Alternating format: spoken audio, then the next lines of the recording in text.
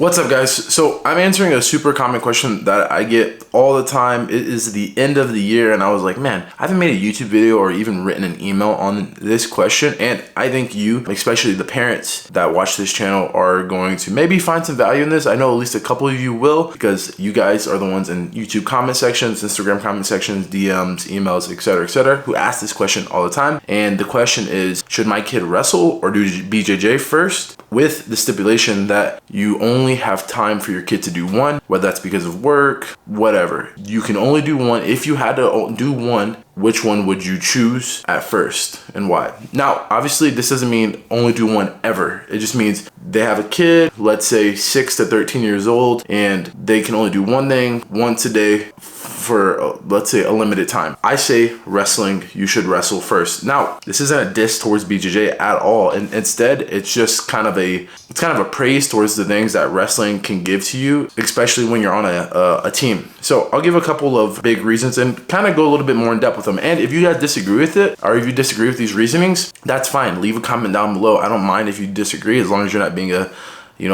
poop head while you disagree. The first reason I say you should choose to wrestle first is the younger you are as far as wrestling, the better it is for your body. It's hard to develop your wrestling later on in life. You can to a very limited capacity, but imagine that you started wrestling at the ages of 6 to 13, the usual starting age, and then you start doing jiu-jitsu when you're 20. Well, now you don't really have to work too hard on your wrestling. Obviously, you'll still work on it a little bit, but you have a really good foundation. Whereas if you do it on the flip side, you start jiu-jitsu really young, let's say in a jiu-jitsu school that mostly is guard focused, so there's not much wrestling. It's very hard when you're 20 to just start wrestling. It's very hard to develop wrestling, whereas it's a lot easier on your body to develop jiu-jitsu later than it is with wrestling. The next part kind of leads into this, but it's hard to develop a good shot when you're older. One of the things that I'm trying to figure out is, as a instructor at a couple jiu-jitsu gyms here, is I don't show too many shots, but now I'm starting to kind of put them into class a little bit more. And the reason is I found that it's really hard on people's bodies to do shots. Lucky for me, the two gyms that I teach out now are very young, right? But before, when I was back home in Derby City, the people who would come to the classes would be a little bit older. So just doing a bunch of shots would kind of destroy the knees. And the thing is, everyone thinks shooting a shot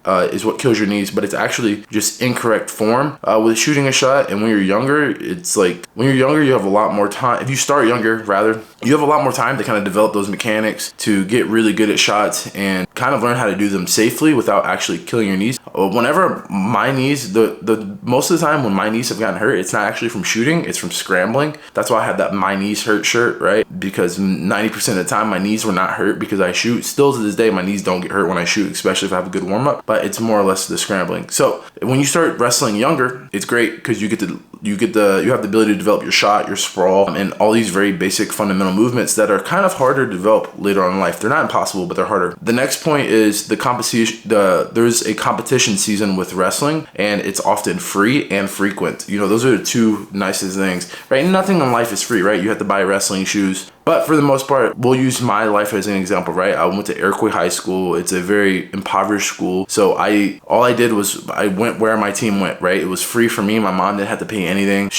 They got me wrestling shoes, and that was pretty much it. Wrestling shoes and headgear. But besides that, my mom didn't have to pay anything out of pocket. That's pretty much how it is in most public schools. So you get to compete every single week for free. Plus, there's usually a charter bus or your coaches take you around to do these competitions. Whereas in jiu-jitsu, it's really, other than a very handful of places, it's a lot more individualized. As a kid, you can still do it as a kid. It's a lot more expensive. So yeah, it's wrestling is great because you can, depending on your financial situation, most of us aren't super rich, right? As a parent, it's kind of nice where you can kind of just leave it up to the coach. The coach can set up the schedule. The kids can go compete. And obviously, once you get a lot better, or the kid gets a lot better rather, now maybe you're gonna have to start investing some money to do national tournaments and stuff. This is a different conversation, but I think lots of parents rush too fast to get their kids into the really big tournaments. But it's just me. I think it's one of the cool parts about wrestling is you can kind of stay with your little local in-state tournaments and get a lot of very valuable experience very early on. The next thing is you get to develop really great grappling-based athleticism. Wrestlers are not the greatest athletes, but they're some of the greatest martial art athletes. I don't know if that even makes sense. They're some of the greatest athletes in martial art. It's because most of the time wrestlers learn how to scramble. They know how to use their hips. They understand leverage, timing. There's just things that you kind of learn over time doing the gymnastics every day, doing the flow rounds, just learning how to move your body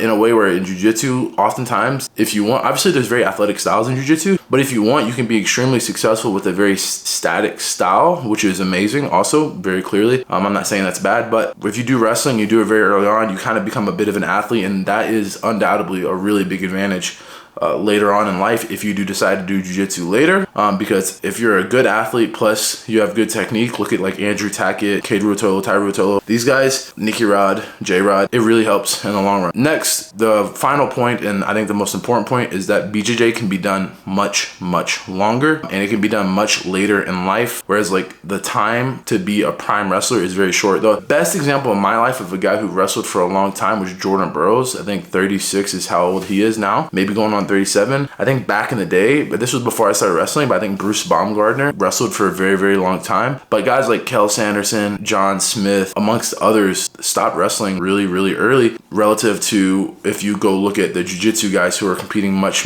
later now and getting really good much later. Now, obviously there is a asterisk on that with a lot of these jiu-jitsu guys because they're on a bunch of steroids, but I'm sure, I don't know who's on steroids or not, right? You guys know just as well as me, but I'm sure there's some guys who've lasted a bit longer in this jiu-jitsu game who aren't on a bunch of roids. It's cool to see someone like Shinya Aoki or Marcelo Garcia is coming back right now. Guys like this who don't do steroids, but they're still doing jiu-jitsu later in life. And later in life doesn't mean you're dead or you're old. It just means later compared to wrestling, right? If you saw someone who's a 45-year-old wrestler, you'd be like, how the heck are you still wrestling? Especially a successful one, right? Whereas in jiu-jitsu, you have your cyborgs, your Lovato Juniors, your Shanjis, and many more that I can't even name. And I think it's the cool thing about if you start wrestling early, you can build all the things that we talked about before, your athleticism, your shots, your ability to scramble, your competition reps. You can build all of that very early. And then at some point, you can't really wrestle anymore, especially after college, unless you're just one of the best of the best. You have a very limited window to do wrestling. So I think that's like a big reason to do it first. And then you pretty much have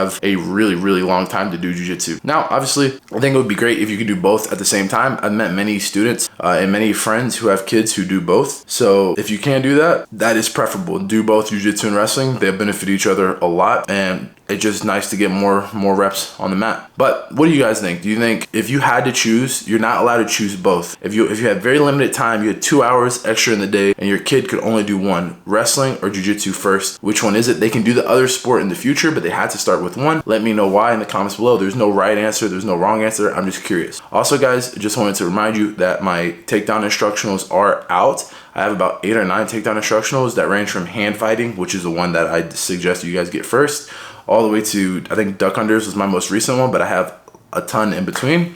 You guys can check that out by clicking the link up here. I believe it's up here, or it might be up here. It's one of the two. Or you can check out the links in the description below. Thanks for watching, guys.